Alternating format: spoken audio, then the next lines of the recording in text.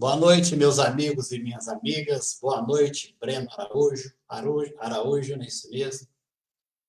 Seja bem-vindo mais uma vez, né, à divulgação da doutrina espírita através do GAEB, né, que é o Grupo de Apoio Holístico Eurípides Barçanufo, aqui de Volta Redonda, interior do estado do Rio. O Breno, ele atua na agremiação espírita Pedro II, no Meia. Sim. E é o sábado às 16 horas, isso mesmo? Continua? Isso mesmo. Sábado, 16 horas, esperamos vocês aqui da região do Meia, todos para nos encontrarem lá. Bacana. Ô, Breno, e a todos que nos acompanham, eu farei a leitura do livro Fonte Viva, a leitura edificante para a abertura do nosso trabalho, e convido a todos aí para acompanhar. Cléber vai colocar aí na tela para a gente. E a leitura escolhida de hoje foi a de número 93, e bem interessante. O título dela é Altar Íntimo. Temos um altar. Quem disse isso foi Paulo, está lá em Hebreus, no capítulo 13, versículo 10. Até agora, construímos altares em toda parte, reverenciando o Mestre e Senhor, de ouro, de mármore, de madeira, de barro, recamados de perfumes, preciosidades e flores. Erguemos santuários e convocamos o concurso da arte para os retoques de iluminação artificial e beleza exterior. Materializado o monumento da fé, ajoelhamo-nos em atitude de prece e procuramos a inspiração divina.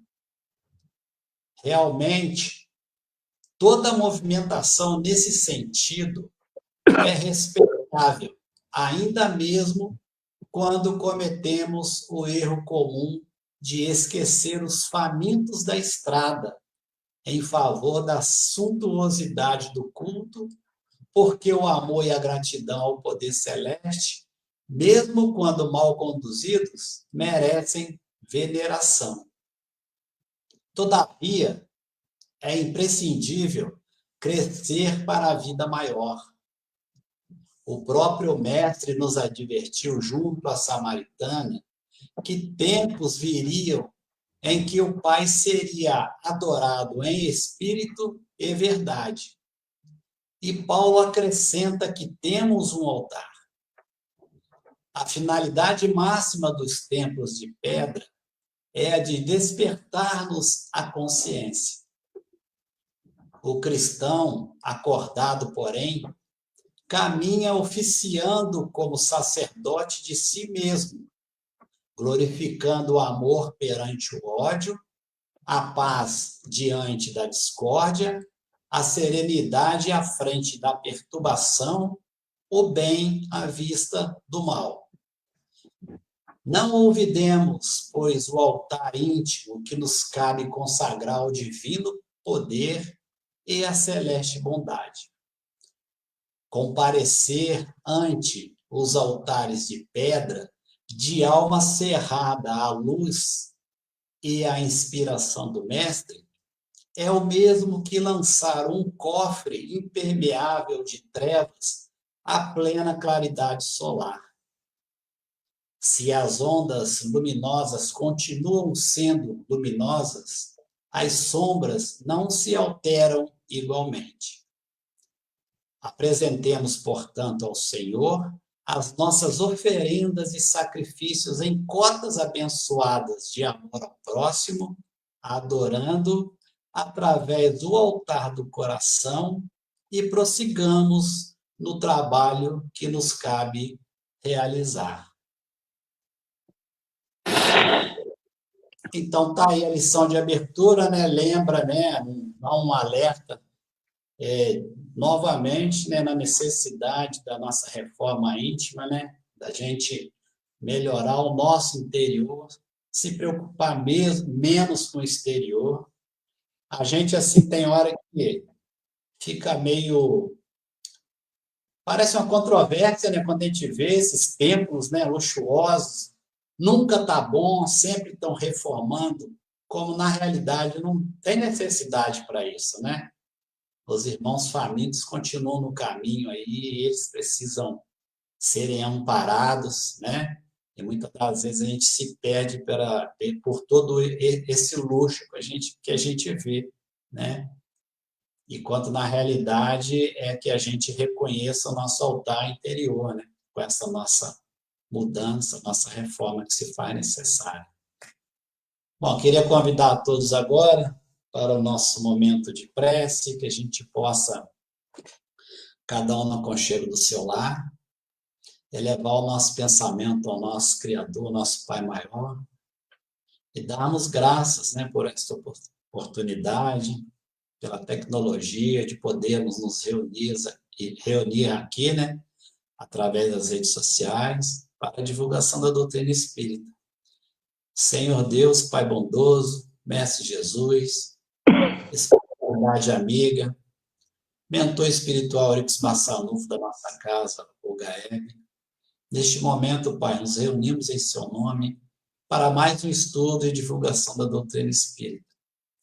Pedimos a Ti, a espiritualidade amiga, toda a intuição necessária para o nosso irmão Breno, no trabalho que ele apresentará para nós daqui a pouco. Que as palavras ditas aqui possam somar com o nosso conhecimento, nos trazendo esclarecimento e nos auxiliando na nossa caminhada diária. Que aqueles irmãos que acompanham conosco agora sejam também, neste momento, amparados e atendidos nas suas necessidades.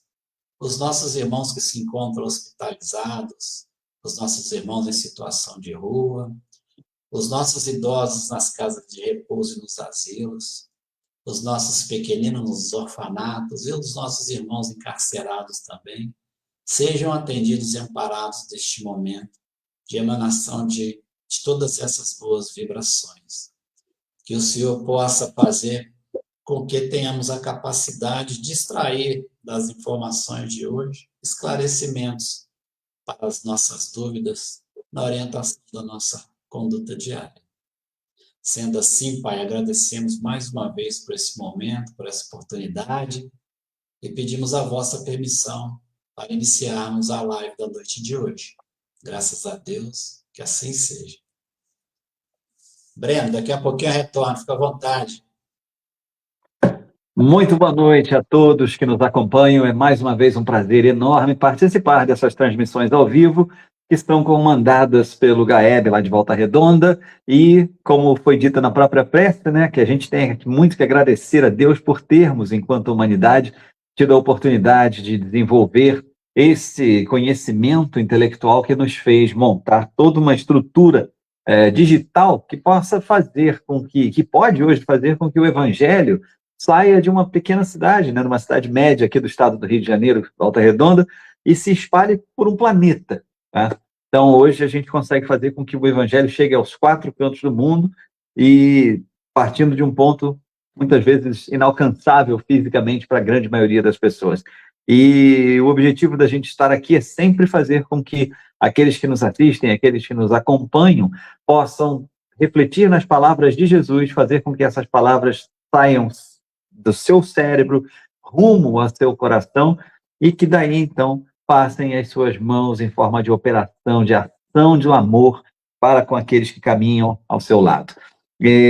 Mais uma vez, um agradecimento à casa por esse convite de estar aqui com vocês, e trazendo hoje a sugestão de tema de discussão sobre a caridade. É evidente que quando a gente ouve isso, a gente vai pensar, nossa, mas a caridade, quantas pessoas, quantos milhares de pessoas já falaram sobre caridade dentro do movimento espírita? Então, o que a gente pode tentar trazer de novo hoje para aqui, para essa discussão? Realmente, a gente sabe que nunca é demais falar sobre o mesmo tema, porque se nós estamos encarnados no século XXI da era moderna, ainda tendo que ter contato com essas temáticas, isso significa que nós ainda não as aprendemos. Então, é uma conclusão lógica. Então, se nós falássemos aqui, ou tentássemos falar as mesmas coisas, que já são repetidas inúmeras vezes ao longo dos séculos aí, desde do momento que a doutrina espírita chegou, 160 anos atrás, até nós, até agora, não seria nada demais, né? Porque seria simplesmente o reconhecimento da nossa fragilidade de ainda não termos alcançado um conhecimento que já deveríamos estar colocando em prática. Nós até podemos dizer que conseguimos alcançar o conhecimento, a intelectualidade do saber sobre a caridade, talvez já seja algo que nós possamos entender e possamos até repassar para outras pessoas em forma de palavras. Entretanto, o maior objetivo da doutrina espírita não é esse. O maior objetivo da doutrina espírita não é nos transformar em grandes intelectuais, é fazer com que nós nos amemos cada vez mais. Assim sendo, o desafio maior que talvez se apresente para todos nós que tentamos seguir o Evangelho de Jesus na atualidade seja entender como palavras tão bonitas, como ensinamentos tão puros dados pelo Mestre Jesus podem ser aplicáveis à vida que nós temos no nosso dia a dia. A grande pergunta que talvez nós nos façamos é a seguinte: mas tudo bem, mas como é que eu posso colocar tudo isso aí que eu escuto no centro espírita, que eu leio no Evangelho, que eu sei que Jesus falou, na minha prática de vida? A gente vive num mundo tão complexo, nossa, é um mundo tão difícil, não tem como colocar o Evangelho na prática. O Evangelho é bonito assim para a gente estudar, para a gente receber essas energias bonitas, entrar em contato com o mais alto, receber os fluidos que são emanados por Jesus para nos reequilibrar. Mas pense, esse reequilíbrio suposto que nós desejamos através do Evangelho serviria para quê? Para que nós continuássemos caminhando na nossa jornada, fazendo as mesmas coisas que nós temos feito e que nos levaram a sentir essa fraqueza, essa necessidade de reposição energética? Não teria muito sentido.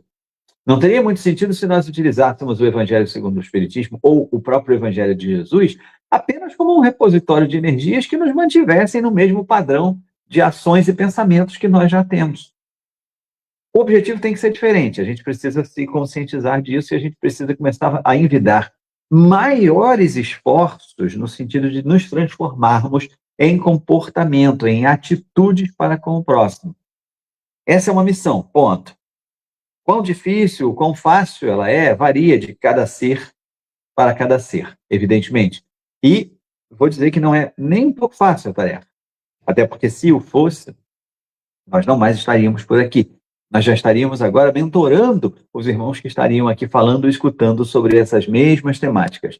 Do plano espiritual, nós estaríamos emanando vibrações para que eles pudessem incorporar às suas atitudes esses ensinamentos. Não é o nosso caso, nós ainda estamos aqui, nós ainda estamos encarnados e nós ainda estamos precisando de uma corrente religiosa que nos relembre o que foi dito por Jesus. Nós ainda estamos precisando parar para falar sobre isso e para escutar sobre isso durante um dia da semana. Ou seja, significa que nós ainda não conseguimos atingir o objetivo que é esperado de nós. Fato. Então, falar sobre caridade nunca seria demais. Porém, nós temos aquela coisa de sempre querer alguma coisa nova, né? A gente tem essa busca de sempre ter alguma coisa nova, porque, caso contrário, a gente pensa, mas isso aí eu já entendi, eu já vi.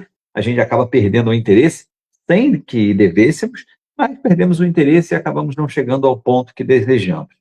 Então, por isso, hoje, ao falar de caridade, eu não quero apresentar nenhuma grande novidade, nada que nunca tenha sido dito, mas talvez um ponto de vista que nem seja o mais comum de ser utilizado em reflexões espíritas sobre a caridade.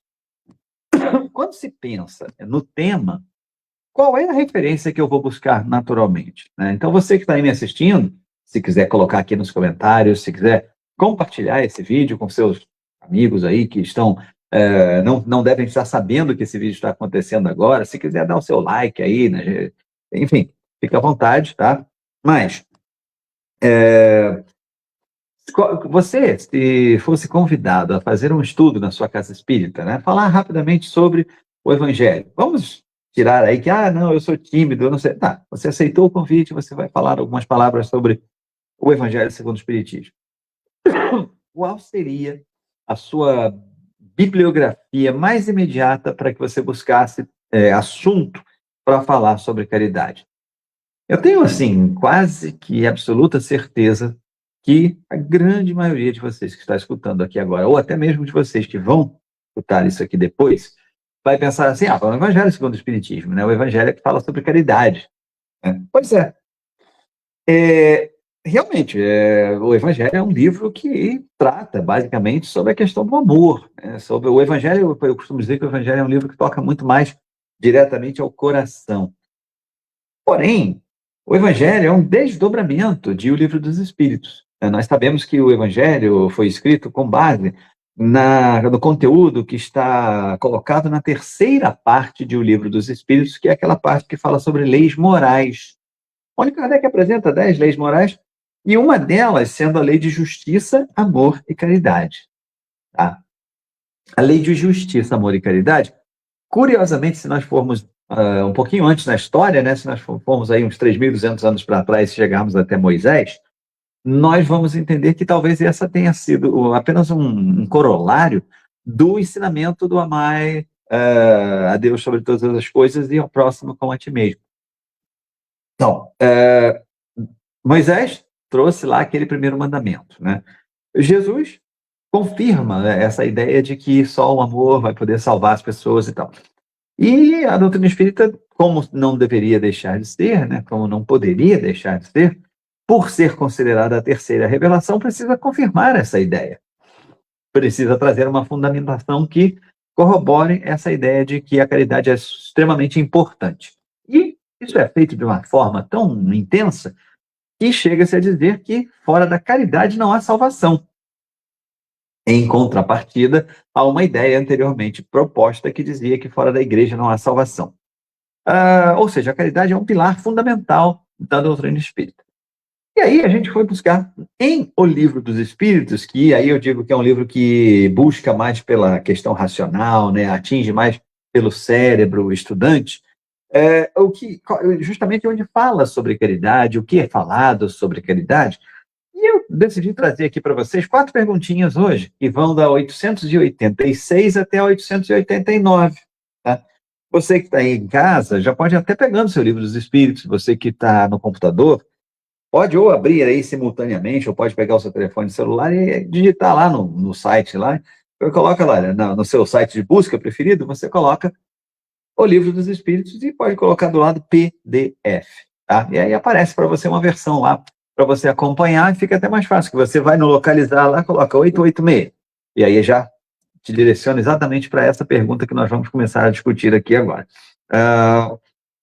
Interessante a gente observar como a abordagem sobre a questão caridade pode modificar completamente, não a ideia sobre caridade, mas o que nós vamos refletir sobre essa ideia. É muito provável que, lendo o Evangelho, a gente vai pensar naquela questão da caridade material, da caridade moral, da caridade como sendo a doação que nós fazemos ao nosso próximo, de recursos materiais que a gente pode doar, que a gente não deve, a gente não deve doar somente quando nos abunda o recurso, mas que a gente deve doar, principalmente quando aquele que poderia nos fazer falta, que vai realmente ser o grande mérito para nós da doação. Ou seja, a gente vai ter esse desdobramento que é bastante natural na discussão sobre caridade. Aqui no Livro dos Espíritos é interessante porque a gente vai acompanhando o diálogo que Allan Kardec travou com os espíritos e as respostas que ele foi recebendo e que ele foi catalogando como sendo relevantes para complementar aquilo que ele desejaria saber. Logo na primeira pergunta que eu separei aqui para vocês, na 886, perdão, ele questiona o mundo espiritual o seguinte: qual o verdadeiro sentido da palavra caridade? Como a entendia Jesus? Né? Porque, vejamos, né, se a gente precisa falar sobre o Cristo redivivo, se a gente precisa falar sobre os ensinamentos de Jesus, é importante que a gente saiba como Jesus pensava a respeito dessas ideias, para que não haja nenhum tipo de distorção, ou que ela tenha, se é que ela tenha que existir, que ela seja a mínima possível. Tá? Então, a pergunta é feita aos irmãos do plano espiritual porque se tinha aquela noção de que Esses irmãos que estão aqui trabalhando, estão trabalhando em nome de Jesus, estão numa falange que veio enviada pelo Cristo, da qual ele inclusive participou, para trazer informações. Ou seja, se essa falange tem esse contato próximo, ou pelo menos mais próximo do que nós, com o Mestre Jesus, eles podem nos traduzir, eles podem nos dizer claramente o que passava na cabeça do Mestre quando ele trouxe alguns conceitos para nós. Então, a pergunta era justamente para fixar esse conceito. Qual é o conceito de caridade no entendimento do nosso grande Mestre, né? E, como resposta, Allan Kardec separa essa daqui para a gente: benevolência para com todos, indulgência para as imperfeições dos outros e perdão das ofensas. Interessante observar que não há aqui nessa colocação nada referente às questões de doação material. Repararam a curiosidade que é a gente estudar o tema caridade sob o ponto de vista de O Livro dos Espíritos, né? A gente vai refletir sobre a mesma questão, só que a gente vai utilizar outros ângulos de vista, né? A gente vai utilizar um ângulo que pode nos ajudar demais, porque pode ser aquele elemento que vai impulsionar outro dos pilares super importantes que a doutrina espírita possui, que é a reforma íntima. Por quê?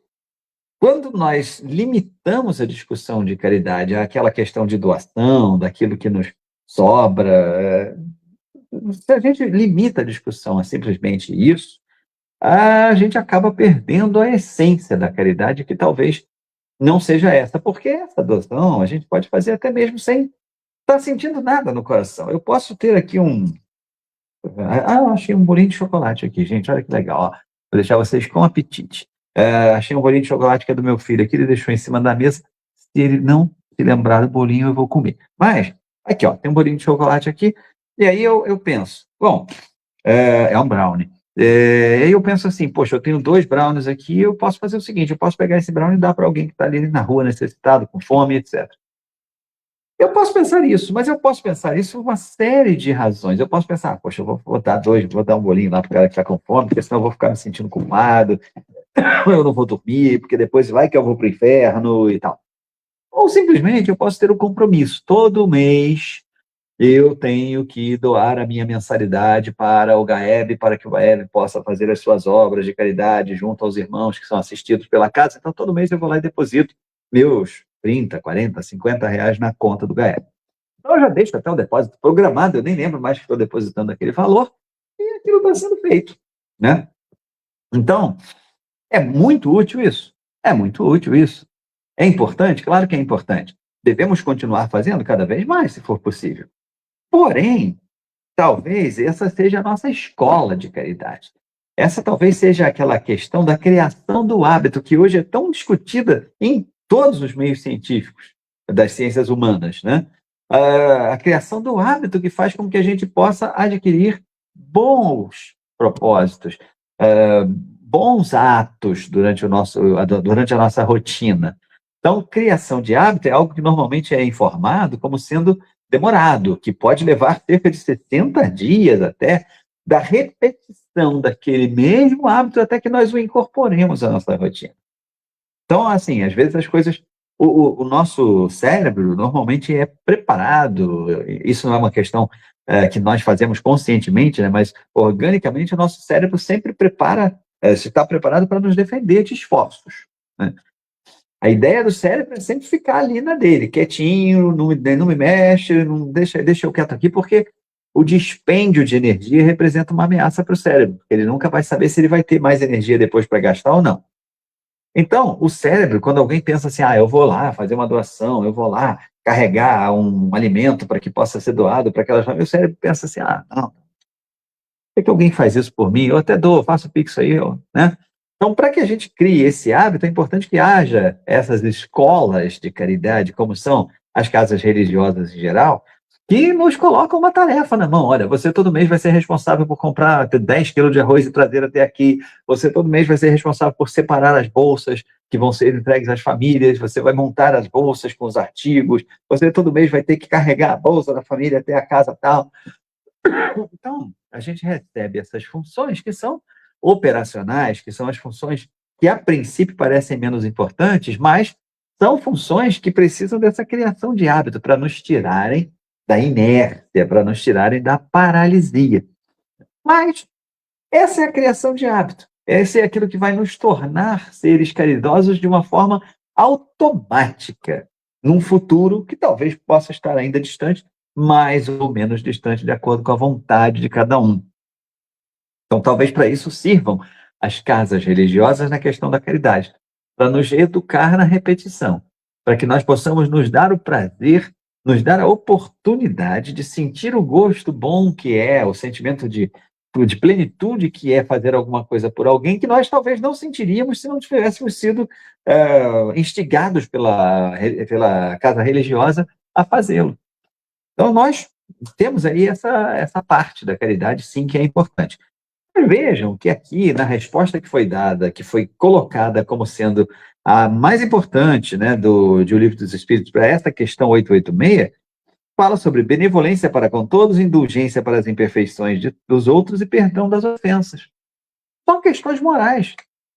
Né? Então, vejamos, benevolência para com os outros.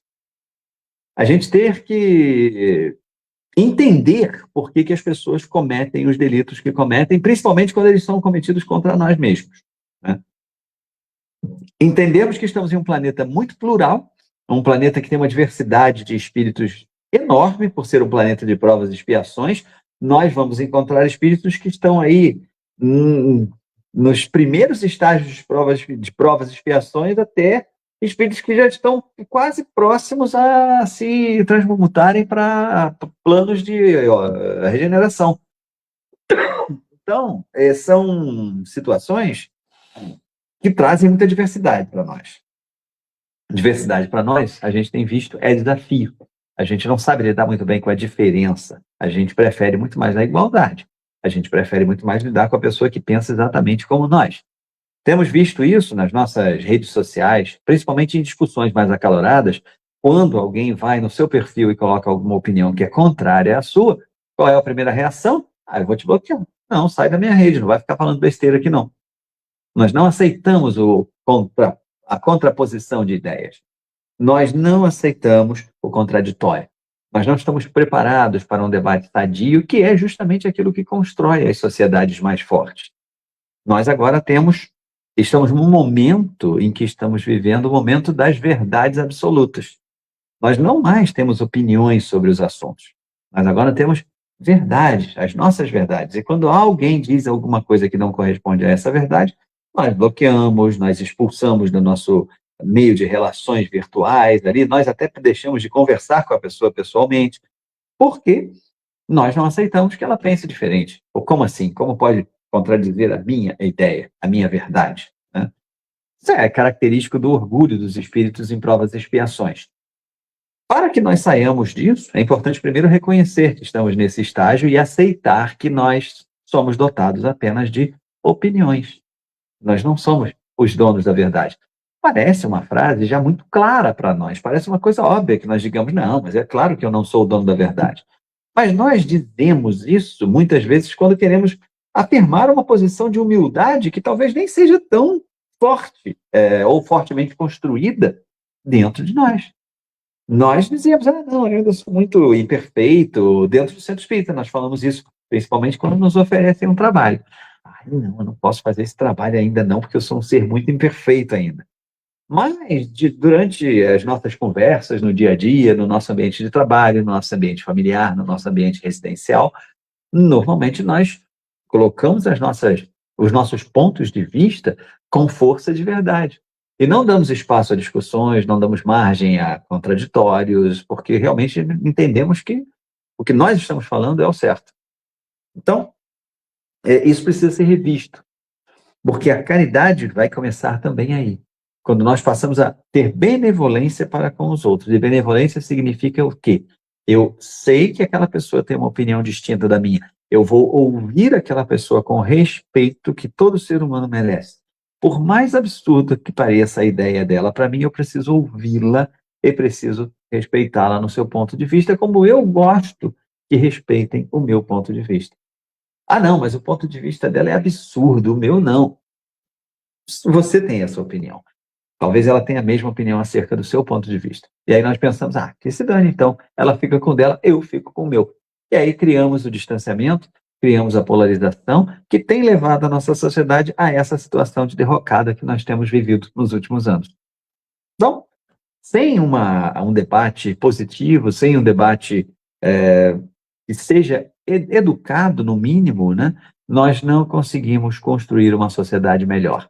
E a benevolência para com o próximo começa em respeitar as suas ideias, em entender as suas ideias e tentar extrair delas o que possa ser empregado, que possa ser utilizado, mesclar com as nossas ideias e aí sim formar uma verdade que está sempre muito mais próxima do centro do que dos extremos, né?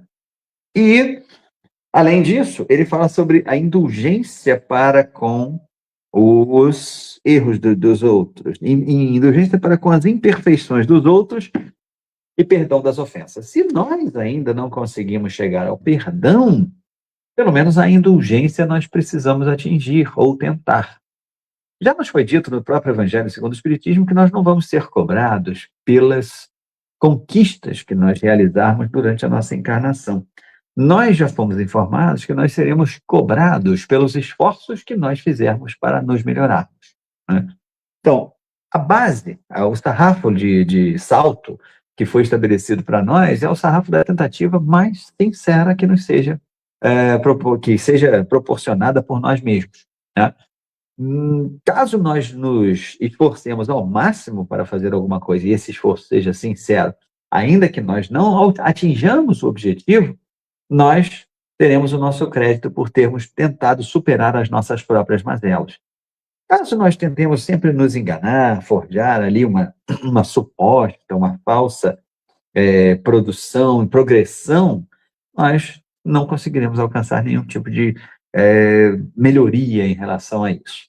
Então, o que seria essa indulgência? A indulgência seria uma boa vontade muito grande de se abrir para o entendimento, né?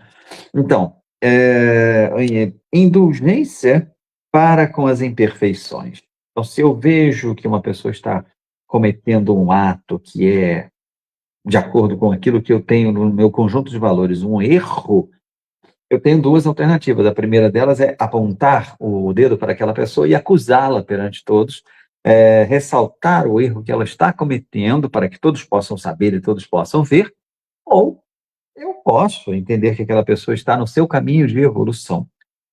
E por mais que eu ache que ela esteja fazendo aquilo de propósito, com total consciência, ela pode não estar, e ainda que esteja, ela o faz porque não entendeu a consequência ruim que aquilo terá para ela própria. E que ela será a principal penalizada com a sua negligência em seu processo evolutivo. Então, eu entendendo isso do fundo do meu coração, o que não é fácil, eu vou conseguir ter a indulgência pelas deficiências, pelos defeitos do próximo, né? E se eu não condená-la, se eu não tratá-la de forma agressiva, eu já terei algum ganho, algum passo dado nessa minha formação moral. Breno, mas quando a gente vê nas notícias, por exemplo, crimes bárbaros que são cometidos muitas vezes contra crianças, contra mulheres, como é que você quer que a gente tenha indulgência para com aquele criminoso? É óbvio que é muito difícil, é óbvio que esse é um dos grandes desafios que nós estamos vivendo na atualidade, e por isso nós encarnamos num planeta onde essas situações acontecem ao nosso lado, para que nós justamente tenhamos a oportunidade de ter contato com isso e tenhamos a oportunidade de refletir sobre o que pode levar uma pessoa a causar esse tipo de situação. Por mais incompreensível que seja, por mais difícil que seja para que nós entendamos, e por mais sofrido que seja para muitos que estão ali em volta daquela situação, a recomendação que nos é dada é que nós trabalhemos isso na nossa mente no sentido de já não piorar mais ainda uma situação que para aquela pessoa já será extremamente torturante no futuro, né, emanando sobre elas vibrações negativas, porque elas também nos farão mal.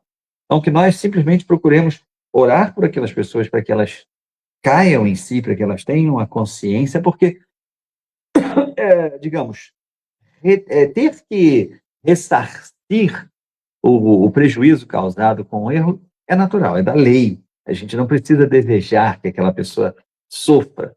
A gente não precisa desejar que aquela pessoa pague, porque a lei precisará cobrar o desvio cometido de cada um de nós, né? Assim como cobra de nós a cada dia, e nós reclamamos. Nós gostaríamos que os nossos equívocos fossem totalmente apagados, porque, na nossa visão, nós já teríamos condição de entender que não deveríamos cometer os erros e já não precisaríamos mais sofrer por causa deles.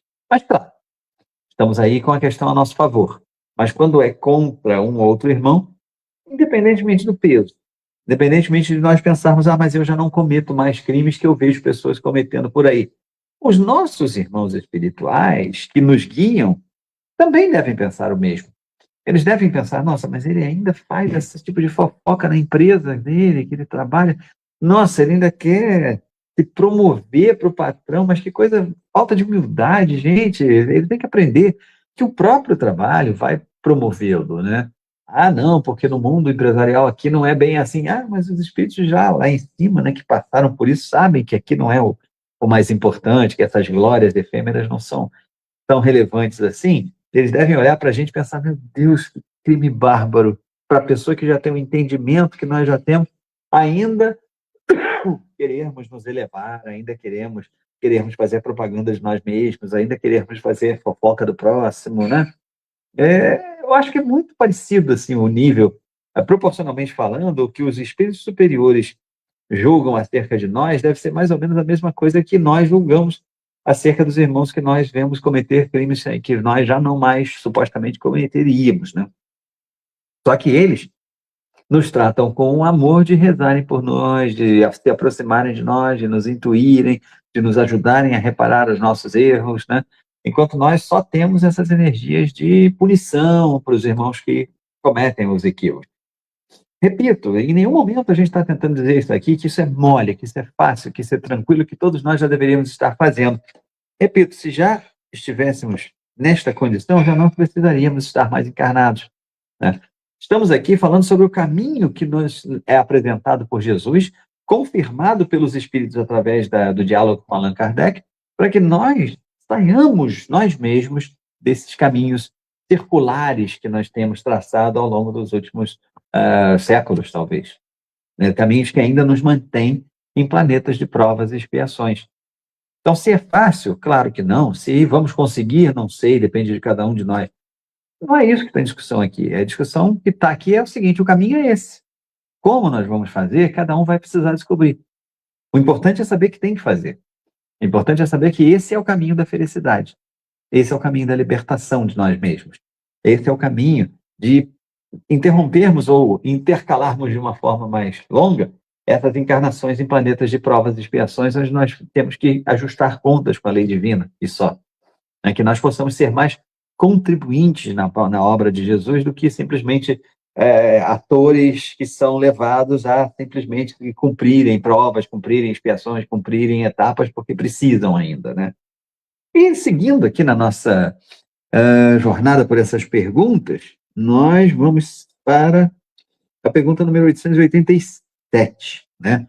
Nessa pergunta, Jesus também disse: amai mesmo os vossos inimigos. Ora, o amor aos inimigos não será contrário às nossas tendências naturais e a inimizade não provirá de uma falta de simpatia entre os espíritos. Aqui é a pergunta onde há o esclarecimento de que é um esclarecimento relativamente óbvio, né?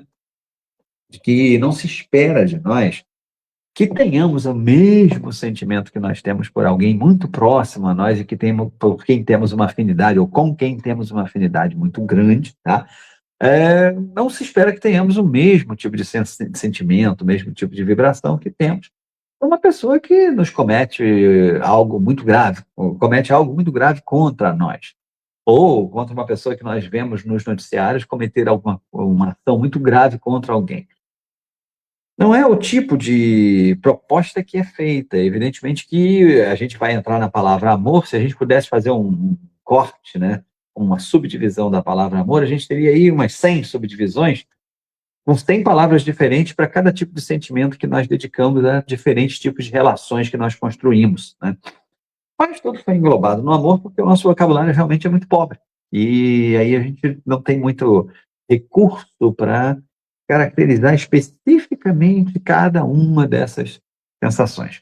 Porém, no caso aqui, né, os espíritos nos propõem que nós entendamos que esse sentimento não é o mesmo, não é para ser o mesmo, talvez no nível em que nós estejamos, mas que nós façamos o máximo possível por aquelas pessoas que estão ao nosso redor. Então, se nós temos aqueles sentimentos mais profundos pelas pessoas mais próximas, por quem temos afinidade, ótimo, que nós façamos com que esse sentimento cada vez cresça mais.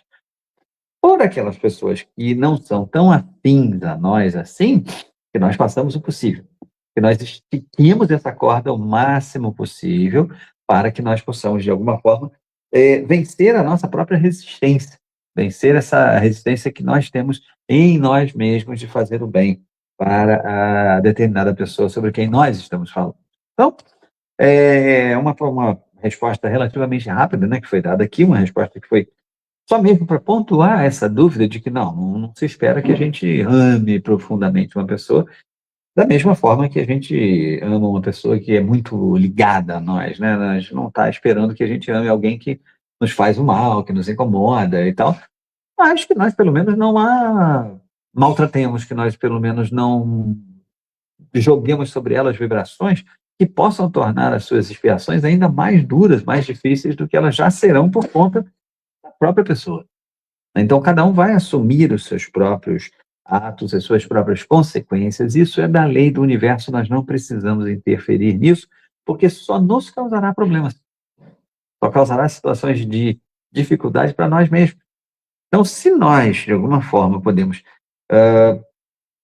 aliviar a pressão sobre aquela pessoa, que nós possamos fazer, porque isso vai reverter em felicidade para nós.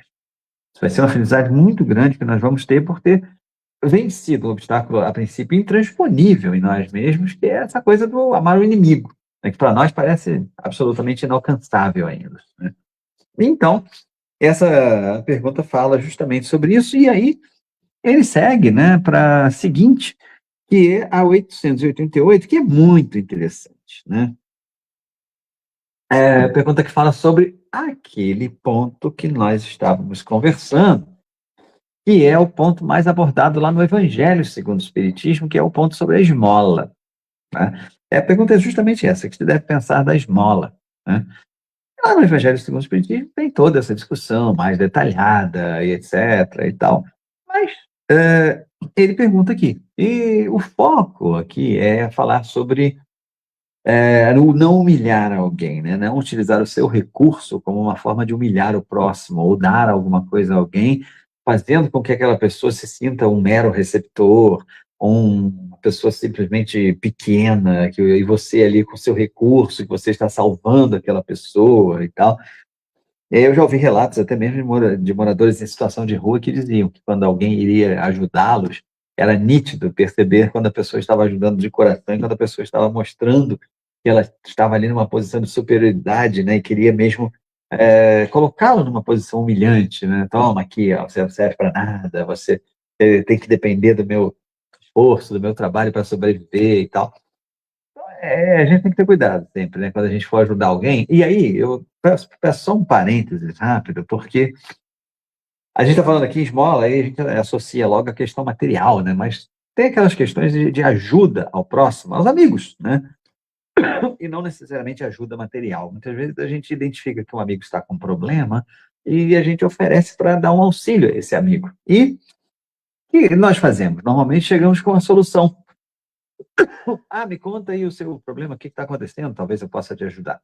A pessoa começa a falar, né? Mal ela começou a falar, você já interrompe e você fala, mas nessa situação você tem que fazer isso assim, assim, dá uma receita gigantesca para que a pessoa possa sair daquela situação. A pessoa, evidentemente, não está preparada para aquilo, até porque ela estava esperando que ela pudesse ser ouvida. Ela precisa falar sobre aquilo.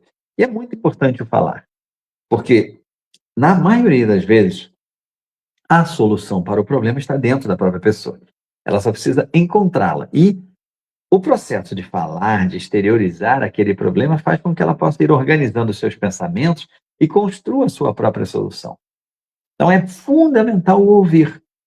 Nós não nos contentamos com isso. Nós, de novo, naquele orgulho sobre o qual eu já falei hoje aqui, queremos dar a solução para a pessoa, até depois para poder dizer para os outros, né, que, tá vendo, eu fui lá, ajudei, eu falei para ele fazer isso, ele fez e resolveu o problema. Como se eu, então, tivesse sido o responsável pela solução do problema, elevando-me perante ao próximo, né? Outro sinal de orgulho, a gente precisa tomar muito cuidado com isso, e, e saber que a gente não tem como função trazer fórmulas disso. Perdão. E a gente não precisa trazer fórmulas para a vida de ninguém. Não é nossa incumbência trazer soluções para a vida de ninguém. Eu vejo muitas pessoas, às vezes, reclamando comigo que estão assoberbadas, que estão sufocadas, porque tem muita gente ao lado delas precisando de ajuda e elas, tem que resolver o problema de fulano, o problema de Beltrano, o problema de ciclano, porque ninguém se mexe. Então, ela que tem que fazer tudo, né? E eu costumo dizer para as pessoas, olha, cuidado, você está precisando de um tratamento. Você está precisando de uma terapia, porque isso é uma situação complicada, né? A gente entra num ciclo de se achar fundamental na vida do próximo, e o próximo não vai viver sem nós, e se a gente morrer, e se a gente realmente morrer amanhã? Como é que ficam aquelas pessoas que estão ali ao nosso redor? Será que todo mundo vai deixar de existir também? Será que todo mundo morre junto? Né? Vários e vários já foram os casos em que pessoas que se consideravam como sendo o suporte de tantas outras pessoas foram ao plano espiritual, terminaram a sua jornada aqui na Terra e, anos depois, foram olhar lá a vida daquelas outras pessoas e as pessoas todas tinham se arranjado de outra maneira. Né? Algumas ainda dependentes, outras conseguiram se transformar em pessoas independentes, mas todas continuavam suas vidas. Então, essa ilusão de que nós estamos ali para vamos resolver a vida da pessoa, de que nós não podemos faltar, nós não podemos abandonar. E eu costumo dizer, cuidado, ninguém fala em abandonar as pessoas, porque isso não é caridade. A gente fala em não tomar as decisões que deveriam ser tomadas pelas pessoas. A gente fala sempre em apoiar as pessoas nas suas decisões, em conversar com as pessoas sobre as suas decisões. Então é importante que a gente saiba exatamente até que ponto a gente pode ir nesse processo de auxílio ao próximo, porque isso, essa doação que nós fazemos, tem que ser muito bem balanceada, né? E aí entra aqui nessa questão da esmola, né? Porque não é só a caridade não se trata só sobre esmola. É essa coisa de nós doarmos também de nós mesmos, né? Do nosso tempo, do nosso conhecimento, da nossa experiência, para ajudar as pessoas a saírem dos seus buracos, né? Nos quais se encontram. E não vamos ser nós que vamos tirar a pessoa de lá, porque muitas vezes nós vamos tirar a pessoa do buraco e vamos virar as costas e a pessoa se joga no buraco de novo porque ela estava melhor quando estava lá dentro. Para ela, aquilo ali estava melhor. Mas não é possível que uma pessoa pense que está melhor daquele jeito. É possível e as pessoas pensam e nós temos que respeitar, sim. Isso também é respeitar livre-arbítrio. Isso também é entender que cada um tem a sua caminhada, cada um tem o direito de fazer as suas escolhas. Então, por mais que seja estranho para nós, por mais que nós critiquemos aquela escolha que a pessoa decidiu tomar, é importante que nós entendamos que é o momento do aprendizado dela. E ela precisa daquele momento para que ela possa se reequilibrar de alguma forma, não sei. Desculpa, gente. Cada um tem a sua razão para tomar suas decisões. E aí, eu vou um ponto que eu considero aqui muito interessante nesse grupo de perguntas e respostas, que é a seguinte.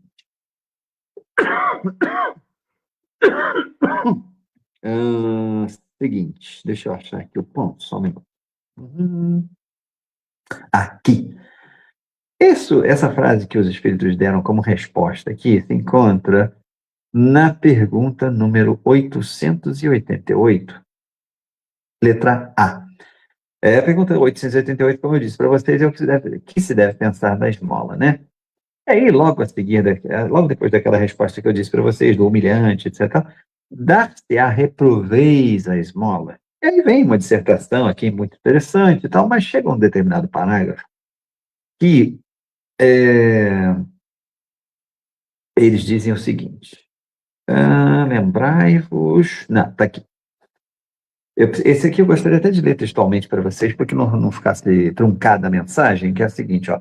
Não esqueceis nunca que o Espírito, qualquer que seja o grau de seu adiantamento, sua situação como encarnado ou na erradicidade, está sempre colocado entre um superior, que o guia e aperfeiçoa, e um inferior, para com o qual tem que cumprir os mesmos deveres, né?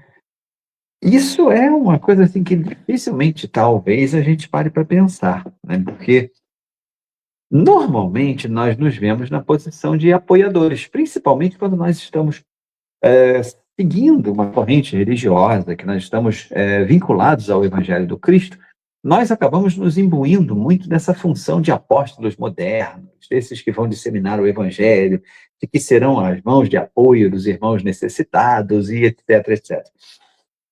Mas essa frase serve para nos chamar a atenção e nos colocar de novo no ponto real onde nós estamos, né?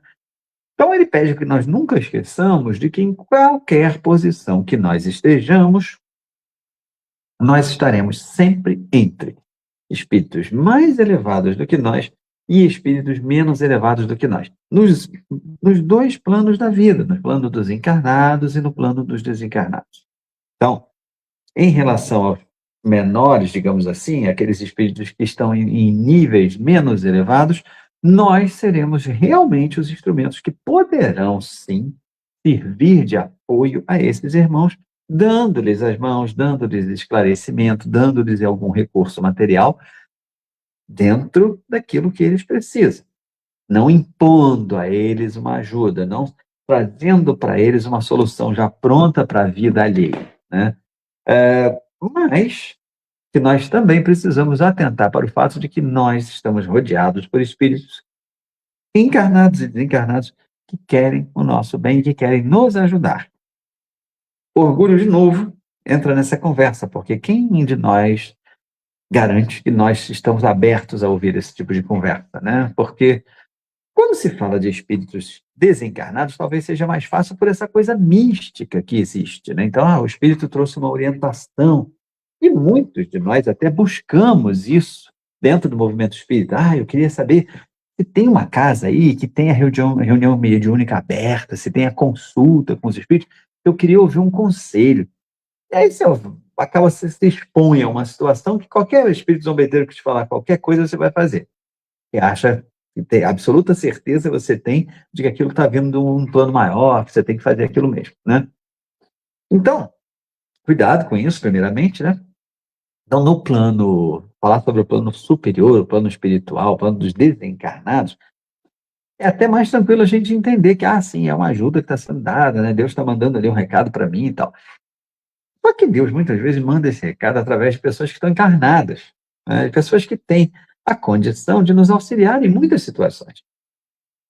E essas pessoas, muitas vezes, chegam até nós, nos oferecendo ajuda, ou perguntando se nós precisamos de alguma ajuda.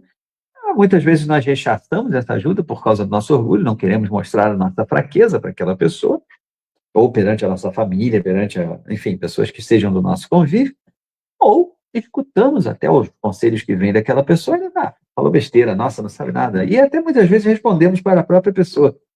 Nossa, mas por que você está falando isso? Nossa, eu nunca vi tanta besteira na minha vida e tal. Não estou dizendo que nós tenhamos que seguir tudo aquilo que nos é dito e que vem de qualquer pessoa, até porque isso não é desenvolver autonomia, não é progredir, tá? Mas eu estou só alertando para a gente lembrar que a gente tem espíritos ao nosso lado, encarnados também, que estão ali com a possibilidade, com o objetivo até mesmo de nos auxiliar. Eles podem ter instruções interessantes e que possam nos tirar de situações que possam nos complicar. Isso também faz parte da caridade para conosco. A caridade para conosco é fundamental para que nós sejamos caridosos para com o próximo. Amai ao próximo como a si mesmo. Então, se eu deixo que façam por mim uma caridade, eu também me habilito a ser recebido por outra pessoa com a ajuda que eu tenho a oferecê-la. Então, De novo, não é que todos nós tenhamos que ouvir e seguir tudo aquilo que nos é dito, mas que a gente tem sim que ouvir e refletir sobre, não há dúvida. E refletir humildemente, porque aí entra a dificuldade, porque a pessoa vai falar alguma coisa que bate em nós e faz com que nós reflitamos, a gente já pensa, não, eu vou acabar chegando à conclusão que ele está certo e isso é demais para mim. Não. Inconscientemente a gente acaba rechaçando as opiniões que as pessoas nos dão. Construir humildade não é fácil. Vencer o orgulho não é um processo somente teórico, como está descrito no Evangelho, no Livro dos Espíritos, não. É esse trabalho monstruoso dentro de nós, no sentido de que nós nos abramos para novas verdades, nós nos abramos para outros caminhos que possam ser seguidos por nós mesmos nas nossas vidas. E que esses caminhos, né, sejam trazidos para nós por irmãos que caminham ao nosso lado, né, e que a gente aceite que eles possam existir. Gente, isso é a visão de caridade trazida lá pelo Livro dos Espíritos, pelo menos é aquela que eu entendo. É por isso que eu decidi conversar com vocês hoje sobre a caridade, mas trazendo o foco do Livro dos Espíritos, porque nem sempre a gente olha por esse ponto. A gente olha muito mais para aquela questão da doação material, da coisa da caridade lá de moral, material, sobre a qual o Evangelho fala abundantemente. Mas essa reflexão aqui serve muito para construir em nós mesmos um ser mais humilde, um ser melhor. Eu acho que ela pode ser útil, sim. Ela pode ser bacana para a gente poder colocar em prática aí muitas coisas que a gente está querendo, e por isso que eu decidi trazê-la aqui hoje. Espero que de alguma forma tenha sido útil, né? E como eu fui orientado, eu vou fazer o fechamento aqui, já estamos chegando no nosso final, vou fazer o nosso fechamento com a prece final, já devolvo aqui para meus queridos amigos do Valmir, para que eles possam fazer o fechamento aqui, o Valmir e o Clésio, para que eles possam fazer o fechamento aqui. Querido Mestre Amigo Jesus, aqui estamos mais uma vez reunidos em Teu nome, agradecidos por esse canal que nos é colocado à disposição, para que nós possamos espalhar o Teu Evangelho por todos os cantos desse planeta. Que esse vídeo possa, de alguma forma, atingir o maior número de pessoas possível, que cada um se sinta intuído a compartilhá-lo, a enviá-lo para os amigos, e que as palavras ditas aqui possam servir de gatilho para reflexões profundas e que tragam progresso a cada um dos seres que tiverem contato com essa tua mensagem. Obrigado mais uma vez por fazer com que nós tenhamos essa revivência dos teus ensinamentos, de agora, né, através da doutrina espírita, e que nós sejamos sempre perseverantes e sejamos fortes nesse desejo de chegarmos cada vez mais próximos de ti. Assim, mestre amigo, pedimos a permissão para darmos por encerrado o nosso trabalho evangélico doutrinário da noite de hoje, devolvendo a palavra aos nossos queridos dirigentes do GAEB. Graças a Deus.